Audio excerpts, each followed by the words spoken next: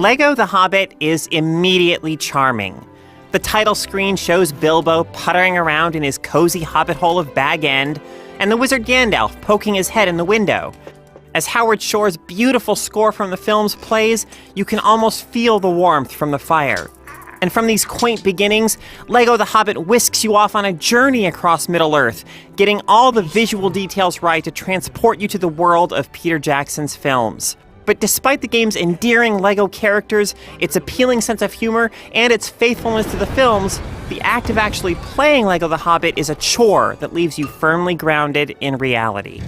All of the most memorable scenes and locations from the first two Hobbit films are represented here. But though it all looks appropriately epic and imaginative, this is one sleepy quest. As you make your way through environments, your progress is constantly hindered, and figuring out how to advance is never remotely stimulating or enjoyable.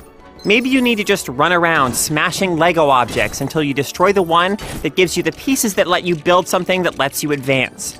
This building process requires no ingenuity on your part. You usually just hold down a button for several seconds as your character tosses the pieces into place. This is how it's been since the earliest days of the Lego games, and the simplicity of the process is getting tiresome. Occasionally, the building process involves a simplistic minigame in which you see which piece is needed to continue building the object and have to select that particular type of piece from among several pieces. But even the young children whom this game is designed to appeal to deserve more engaging problem solving than this. You also often need to rely on the abilities of one character or another to advance. You might need to switch to Dory and use his flail to pull hooks loose, or perhaps Dwalin's hefty hammer is required to whack a block into place. Whatever it is, there's never any sense of accomplishment that comes from doing these things because the game makes it abundantly clear what you need to do. You don't need to think about it or play skillfully to do it. You just go through the motions, dutifully switching to the correct character and using their ability in the designated spot. And then there's the combat, sluggish conflicts that require no skill and have no feeling of impact that drag the game down constantly. Again, the presentation does the films justice. Combat sometimes takes place amidst massive crowds. And even if they are Lego minifigs rather than highly detailed character models, the way the screen swarms with orcs, goblins, or other foes makes these skirmishes look large and alive and dangerous. When you face powerful enemies, the camera zooms in, and the minifigs perform stylish fight choreography that wouldn't be out of place in Jackson's films. But as usual, the chasm dividing how the fights look and how they actually feel is wide. Like so much of the action in Lego The Hobbit, winning these battles is a matter of responding to on-screen cues. These aren't even quick-time events. They're more like slow-time events.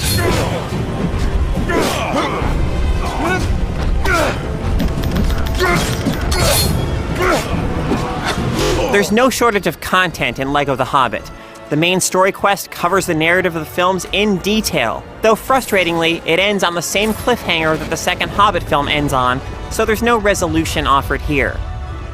And of course, there are tons of collectibles, which you'll need to return to levels as different characters to nab, perhaps using an elf's ability to walk on tightropes or a goblin's knack for climbing certain walls. There are also plenty of optional side quests to complete across Middle-earth, but they all involve the same tedious mechanics employed by the story quests. Lego The Hobbit proves that having plenty of variety in terms of objectives and gameplay mechanics doesn't make much difference if none of those objectives and mechanics are actually fun, and that capturing the look of an epic quest isn't the same as capturing the feel of one.